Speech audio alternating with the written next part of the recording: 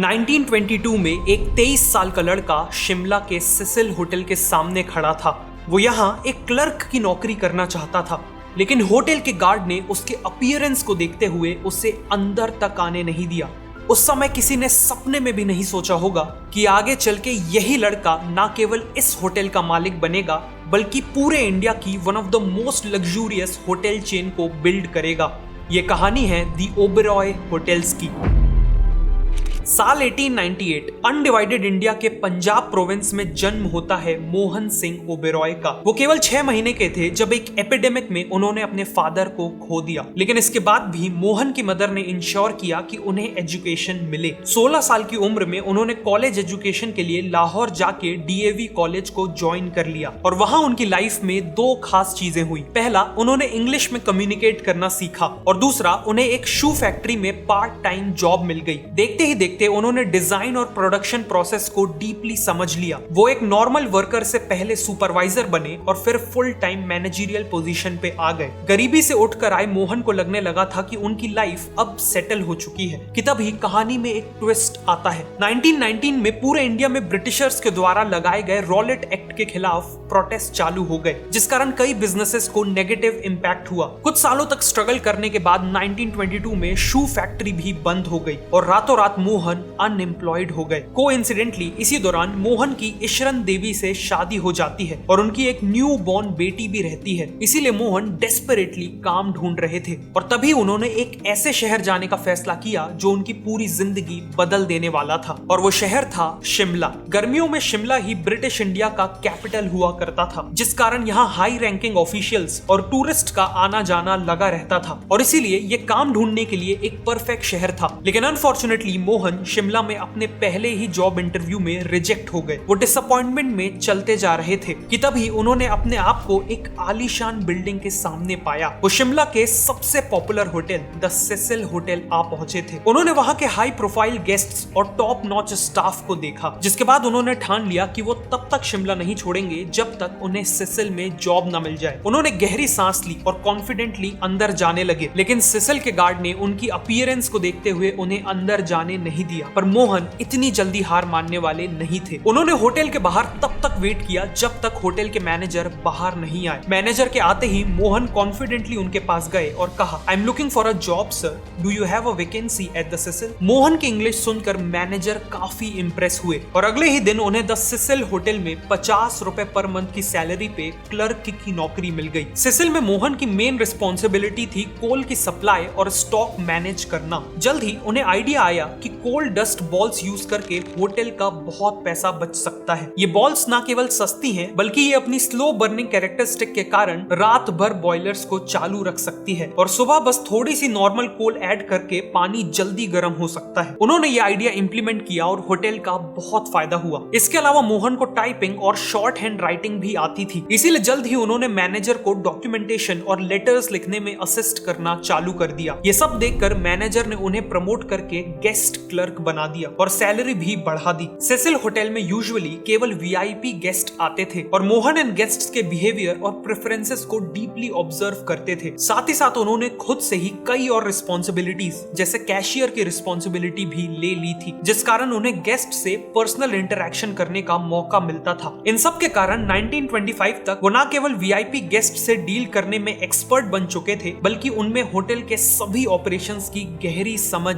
आ चुकी थी। इसी बीच सिसिल के मैनेजर ने अपना खुद का होटल खरीदने का फैसला किया। उन्होंने शिमला में ही 50 कमरों का कार्लटन होटल खरीद लिया। मैनेजर का नाम क्लार्क्स था, इसीलिए उन्होंने होटल का नाम बदलकर क्लार्क्स होटल रख दिया। उन्हें पता था कि मोहन को होटल इंडस्ट्री की एक्सेप्शनल समझ आ चुकी है, इसीलिए उन्होंने मोहन को क्लार्क्स होटल ज्वाइन करने का ऑफर दिया, लेकिन एक क्लर्क की तरह नहीं, बल्कि एक पार्टनर की तरह। मोहन को अब क्लार्क्स होटल के प्रॉफिट्स का छोटा सा हिस्सा मिलने वाला था। पार्टनर बनते ही होटल की पूरी रिस्पॉन्सिबिलिटी मोहन पे आ चुकी थी और ऐसा होते ही उन्होंने क्लार्क्स होटल को पूरी तरह से ट्रांसफॉर्म कर दिया। उन्होंने तुरंत होटल को रिनोवेट किया, खास तौर पे बार को अपग्रेड किया, जिससे वहां यंग गवर्नमेंट एम्प्लॉइज आने लगे। उन्होंने ब्रिटिश ऑफिसर्स से पर्सनली कनेक्ट करके उन्हें अपने नए होटल में इनवाइट किया और पर्सनलाइज सर्विसेज ऑफर की। और फाइनली उनकी वाइफ इशरन देवी ने इंश्योर किया कि वो होटल की हर सप्लाईज को खुद मार्केट में जाकर लाएं ताकि क्वालिटी, क्वांटिटी और प्राइस में कोई कॉम्प्रोमाइज ना हो। इन सब के चलते कुछ ही महीनों में क्लार्क्स होटल की ऑक्यूपेंसी डबल होके 80% तक पहुंच गई। लेकिन फिर कुछ ऐसा होता है जिससे ये पूरा होटल उनके हाथ से एक झटके में छिन सकता था।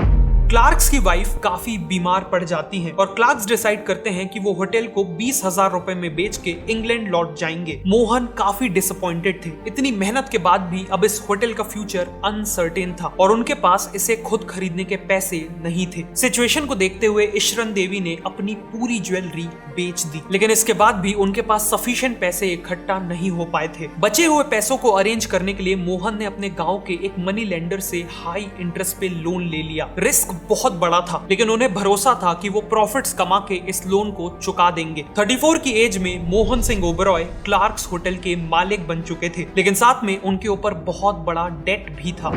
इसीलिए मोहन और ईशरन देवी ने पहले से भी ज्यादा मेहनत की और पर्सनली काफी फ्रूगली रहते हुए सभी अर्निंग्स को होटल में री इन्वेस्ट किया। अल्टीमेटली 2 साल के अंदर ही उन्होंने क्लार्क्स होटल को सक्सेसफुली रन करते हुए पूरा लोन चुका दिया। मोहन की सक्सेस का एक मेन कारण था उनकी कम्युनिकेशन स्किल्स। उन्होंने इंग्लिश लैंग्वेज में स्ट्रॉन्ग कमांड हासिल कर ली थी, जिस कारण वो न केवल सिसिल के मैनेजर को इम्प्रेस कर पाए थे, बल्कि अपने होटल्स के हाई प्रोफाइल गेस्ट से भी सक्सेसफुली डील कर पाते थे। और आज के दिन तो करियर सक्सेस के लिए इंग्लिश की इंपॉर्टेंस और भी ज्यादा बढ़ चुकी है। इसीलिए अपनी इंग्लिश को इंप्रूव करने के लिए मैं डुओलिंगो ऐप को यूज करता हूँ, जो बिल्कुल फ्री है। Let me show you. अब इस एक्सरसाइज में मुझे इंग्लिश से हिंदी में ट्रांसलेशन करना है। This is my office. Is this your office, Neha? Is this your office, Neha? तो आपने देखा कितना सिंपल है, राइट? इस ऐप के थ्रू अपनी इंग्लिश को ब्रश अप करने के लिए मैंने इंटरमीडिएट इंग्लिश कोर्स लिया और मुझे रियल लाइफ सिनेरियोज में काफी इंप्रूवमेंट दिखी। मुझे इस ऐप की सबसे अच्छी बात ये लगी कि ये पूरी लर्निंग प्रोसेस को गेमिफाई करके उसे काफी फन बना देता है। अगर आपको भी अब्रॉड जाना है, बेटर जॉब चाहिए या सिंपली प्रोफेशनल सिनेरियोज में ज्यादा कॉन्फिडेंट फील करना है, तो ये ऐप आपके लिए है। ऐप का लिंक नीचे डिस्क्रिप्शन और पिंड कमेंट में है, तो फटाफट डाउनलोड कर लीजिए। लेकिन अब मोहन अपनी लाइफ में केवल एक 50 रूम के होटल तक लिमिटेड नहीं रहना चाहते थे। वो अब होटल बिजनेस का पूरा एम्पायर बिल्ड करना चाहते थे। इसी दौरान उन्हें पता चला कि कलकत्ता में एक होटल लीज पे अवेलेबल था और ये होटल था द ग्रैंड होटल। 500 रूम्स के साथ ग्रैंड होटल न केवल कलकत्ता बल्कि पूरे इंडिया का one of the biggest and most prestigious hotel था। ये होटल कलकत्ता की पहली बिल्डिंग्स में से एक था जिसमें हाइड्रोलिक लिफ्ट थी और सालों से इसने रॉयल फैमिलीज, सेलिब्रिटीज और डिग्नेटरीज को होस्ट किया था। लेकिन रिसेंटली यहाँ कंटेमिनेटेड वाटर के कारण टाइफॉइड आउटब्रेक हो गया था, जिसमें 6 लोगों की जान चले गई थी। इस इंसिडेंट के बाद होटल की रेपुटेशन मिट्टी में मिल चुकी थी। इसीलिए अल्टीमेटली 1937 में ये होटल बंद पड़ गया और इसके ओनर्स इसे लीज पे देना चाहते थे। मोहन के सामने अब 2 रास्ते थे, या तो शिमला में अपने छोटे होटल को बिना कोई रिस्क के चलाते रहे, या फिर क्लार्क्स होटल से 10 गुना बड़े होटल को लीज पे लेकर अपनी किस्मत आजमाएं। मोहन ने दूसरा ऑप्शन चुना और 8,000 रुपए पर मंथ के रेट पे द ग्रैंड होटल को लीज पे ले लिया। लेकिन जब उन्होंने होटल की हालत को प्रॉपरली देखा तो उन्हें अपने डिसीजन पे डाउट होने लगा। बिल्डिंग के अंदर की हर दीवार में धूल की मोटी परत जमी हुई थी, पेंट उखड़ चुका था और इंटीरियर्स बुरी तरह डैमेज हो चुके थे। होटल को रिवाइव करने के लिए उसे एक मैजिकल ट्रांसफॉर्मेशन की जरूरत थी। इसीलिए मोहन ने फिर से एक लोन लिया और बिना देरी किए एक मैसिव क्लीन अप ऑपरेशन करवाया, जिसमें होटल का हर एक कोना डीपली क्लीन करवाया गया। इंटीरियर्स जैसे टपेस्ट्रीज, गिल्ट मिरर्स, मार्बल पिलर्स और शैंडलियर्स को रीस्टोर किया गया। फाइनली उन्होंने पर्सनली होटल के पुराने स्टाफ जैसे शेफ्स, हाउसकीपिंग स्टाफ और पोर्टर्स एटसेट्रा को रीच आउट किया और उन्हें वापस होटल ज्वाइन करवाया, क्योंकि यही लोग होटल को सबसे अच्छे से जानते थे। लेकिन एक चीज को रीस्टोर करना अभी भी बाकी था और वो थी होटल की रेपुटेशन, जो टाइफॉइड आउटब्रेक के कारण खराब हुई थी। मोहन ने इस प्रॉब्लम को जड़ से खत्म करने का फैसला किया। उन्होंने होटल में लगे हुए हर एक पाइप और ओवरहेड टैंक को निकाल फेंका और एक नया मॉडर्न प्लम्बिंग सिस्टम इंस्टॉल किया। ऑल्सो उन्होंने एक नई प्रैक्टिस एस्टैब्लिश की, जिसमें वो खुद सुबह सबसे पहले अपने पूरे स्टाफ की हाइजीन जैसे नेल्स, हेयर और यूनिफॉर्म को इंस्पेक्ट करते थे। इवेंचुअली लोगों के बीच ये बात फैल गई कि न केवल ग्रैंड होटल पहले से ज्यादा प्रीमियम सर्विसेज दे रहा है, बल्कि वो अब 100% सेफ है। और इसीलिए अगले 2 सालों में ग्रैंड होटल की ऑक्यूपेंसी वापस से बढ़ने लगी। लेकिन जैसे ही सिचुएशन बेटर होने लगी, वैसे ही एक और सेटबैक आ गया, वर्ल्ड वॉर 2। वॉर के स्टार्ट होते ही ब्रिटिश आर्मी के हजारों सोल्जर्स के लिए कलकत्ता एक बेस बन चुका था और इन सोल्जर्स के एकोमोडेशन के लिए ब्रिटिशर्स को काफी जगह चाहिए थी। इसीलिए ब्रिटिशर्स ने बाकी कई बिल्डिंग्स के साथ साथ ग्रैंड होटल को भी वॉर के दौरान अपने कब्जे में लेने के ऑर्डर्स पास कर दिए। अगर इतनी मेहनत और इन्वेस्टमेंट के बाद ये होटल मोहन के हाथ से निकल जाता तो वो लोन्स ना चुकाने के कारण बैंकरप्ट हो सकते थे। इसीलिए उन्होंने हिम्मत की और ब्रिटिश जनरल को समझाया कि अगर सोल्जर्स का रहना और खाना खुद आर्मी मैनेज करेगी तो आर्मी को हर दिन 12 रुपए पर सोल्जर खर्च करने होंगे, लेकिन मोहन केवल 10 रुपए पर सोल्जर के प्राइस में सब कुछ मैनेज कर सकते हैं, जिससे आर्मी का बहुत पैसा बच सकता है। लकीली जनरल ने डील डन कर दी, लेकिन अब मोहन को कैसे भी बहुत कम प्राइस चार्ज करते हुए होटल को प्रॉफिटेबली चलाना था। मोहन ने दिमाग लगाया और पूरे होटल के सभी लग्जूरियस इंटीरियर्स को सेफली रिमूव करके स्टोर कर लिया और उनकी जगह स्टर्डी और चीप इंटीरियर्स लगा दिए। इवन किंग साइज बेड्स की जगह कैंप कॉट्स लगा दिए गए। साथ में सभी लग्जरी सर्विसेज को रिमूव करके बेसिक सर्विसेज से रिप्लेस कर दिया गया। ऑक्यूपेंसी को मैक्सिमाइज करने के लिए जहां हो सके वहां बेड्स लगा दिए गए। इवन कॉरिडोर्स और कोर्टयार्ड्स को भी डॉर्मेट्री में कन्वर्ट कर दिया गया। अल्टीमेटली 1400 लोगों की कैपेसिटी वाले ग्रैंड होटल में 4000 सोल्जर्स रुकने लगे, मतलब 40,000 रुपए का रेवेन्यू हर दिन। इन सभी स्ट्रेटेजीज के चलते मोहन 1945 के एंड तक करोड़ों रुपए कमा चुके थे और अब ग्रैंड होटल वापस नॉर्मल कस्टमर्स के लिए भी ओपन हो चुका था। ग्रैंड होटल की ग्रैंड सक्सेस के बाद मोहन के पास पहले से भी बड़ा एक नया गोल था, पूरा हिंदुस्तान। वो इंडिया में खुद की एक होटल चेन ओन करना चाहते थे और इसीलिए उन्होंने एसोसिएट होटल्स ऑफ इंडिया यानी AHI को एक्वायर करने का ठान लिया। AHI पूरे इंडिया के 8 सबसे लग्जूरियस होटल्स को ओन करता था, जिसमें शिमला का सेसिल होटल भी शामिल था। समय के साथ AHI का मैनेजमेंट डिटेरियोरेट हो चुका था और उनके कई होटल्स लॉस में थे। मोहन ने स्ट्रेटेजिकली अपने पूरे प्रॉफिट से टाइम टू टाइम AHI के शेयर्स को खरीदना चालू कर दिया और इवेंचुअली उन्होंने कंट्रोलिंग स्टेक एक्वायर कर लिया। मोहन अब इंडिया के 8 सबसे लग्जूरियस होटल्स के ओनर बन चुके थे, इंक्लूडिंग सेसिल होटल। वही सेसिल होटल जहां उन्हें घुसने तक से मना कर दिया गया था। मोहन के दिमाग में अब केवल एक एम था, अपने 10 होटल्स को इंटरनेशनल लेवल के लग्जरी होटल से भी बेटर बनाना और इसे अचीव करने के लिए उनके पास एक कमाल का मास्टर प्लान था। 1952 में उन्होंने एक वर्ल्ड टूर प्लान किया, जिसमें उनका मेन गोल था वर्ल्ड के टॉप मोस्ट होटल्स में जाकर उन्हें डीपली स्टडी करना। उन्होंने इस टूर में लंदन के डॉचेस्टर होटल, पेरिस के जॉर्ज फिफ्थ होटल और पुएर्टो रिको के हिल्टन होटल जैसे टॉप होटल्स में स्टे किया। हर एक होटल में स्टे करते वक्त वो हमेशा एक नोटबुक और पेन कैरी करते थे और होटल के हर एक लेआउट और ऑपरेशंस पे डिटेल्ड नोट्स लेते थे। 3 महीनों में 25 होटल्स को स्टडी करने के बाद उनके पास कई 100 पेजेस के नोट्स इकट्ठा हो चुके थे। उन्होंने इंडिया वापस आके अपनी लर्निंग्स के बेस पे अपने होटल्स के kitchen layout, room design, public area design, menu design और रूम सर्विस जैसी हर एक चीज में मैसिव इंप्रूवमेंट्स किए और इंटरनेशनल लेवल के स्टैंडर्ड्स अचीव कर लिए। 1955 में मोहन ने देखा कि इंडिया में कई ऐसी हिस्टोरिकल प्लेसेस हैं जहां एक टाइम पे तो राजा महाराजा रहा करते थे, लेकिन आज वहां कोई नहीं रह रहा। उन्हें यहाँ एक बहुत बड़ी अपॉर्चुनिटी दिखी, इसीलिए उन्होंने रॉयल फैमिली से नेगोशिएट करके इन पैलेसेस को लीज पे लेने का फैसला किया। सबसे पहले उन्होंने कश्मीर के महाराजा हरि सिंह के गुलाब भवन पैलेस को होटल में कन्वर्ट किया और इसी तरह इंडिया को मिला उसका पहला रियल पैलेस होटल। 1970 तक अपनी कंटिन्यूड सक्सेस को देखते हुए ओबेरॉय ग्रुप को लगने लगा कि वो इंडियन लग्जरी होटल इंडस्ट्री के अनडिस्प्यूटेड किंग बन चुके हैं। लेकिन फिर कहानी में एंट्री होती है एक ऐसे ग्रुप की जो ओबेरॉय ग्रुप के लिए सबसे बड़ा चैलेंज बन के उभरता है और एक ग्रुप था द ताज होटल ग्रुप।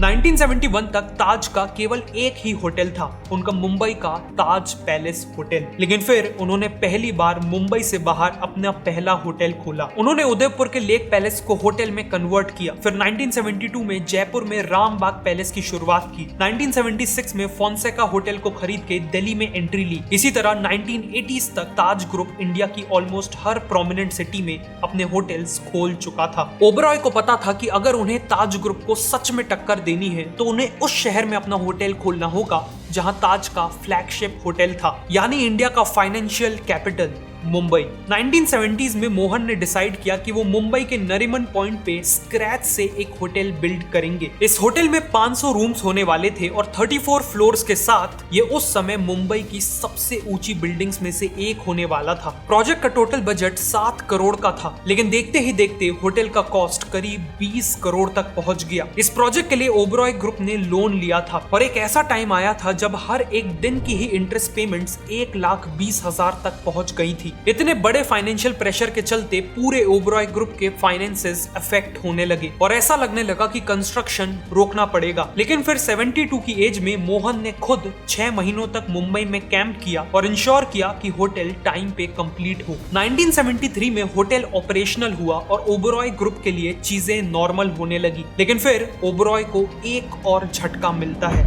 1975 में इंदिरा गांधी इंडिया में इमरजेंसी घोषित कर देती हैं, जिस कारण देश में एक इकोनॉमिक डाउनटर्न आ गया और फॉरेन और डोमेस्टिक ट्रैवलर्स की कमी हो गई। इसका सबसे ज्यादा इंपैक्ट हुआ होटल इंडस्ट्री को। ओबरॉय ग्रुप का डेट इस हद तक बढ़ गया कि उन्हें अपने मुंबई के होटल को बेच देने तक का प्रेशर था, लेकिन मोहन ने ऐसा नहीं होने दिया। इसी दौरान उन्होंने देखा कि लेबनान में सिविल वॉर चालू हो गई है, जिस कारण अरब कंट्रीज के कई हाई नेटवर्थ इंडिविजुअल्स जो पहले बिजनेस या लेजर के लिए लेबनान जाते थे, वो इंस्टेड मुंबई आने लगते हैं। मोहन ने इस अपॉर्चुनिटी को पहचाना और एक मास्टर प्लान तैयार किया। उन्होंने अपने होटल्स के 200 स्टाफ मेंबर्स को क्रैश कोर्स देके अरेबिक सिखवाई ताकि वो अरब गेस्ट से इफेक्टिवली कम्युनिकेट कर सके। होटल के डॉक्यूमेंट्स जैसे room service directory, menu cards etcetera को अरेबिक स्क्रिप्ट्स में प्रिंट करवाया। अपने पूरे फूड मेन्यू को मॉडिफाई करके उनमें अरब डिशेस ऐड की। इन स्ट्रेटजीज के चलते ओबरॉय होटल अरब गेस्ट्स के लिए फर्स्ट चॉइस होटल बन गया और अगले कुछ ही सालों में ओबरॉय ने न केवल अपना लोन पे ऑफ कर दिया,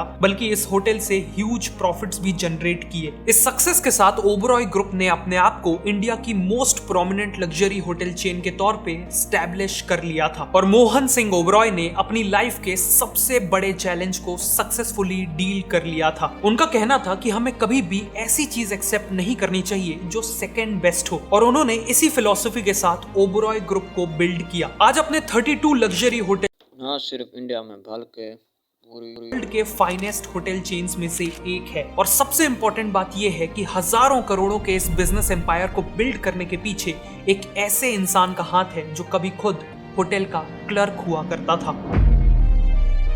अगर आपको ये वीडियो अच्छी लगी तो मैं रिकमेंड करूंगा कि आप नेक्स्ट इस वीडियो को देखें।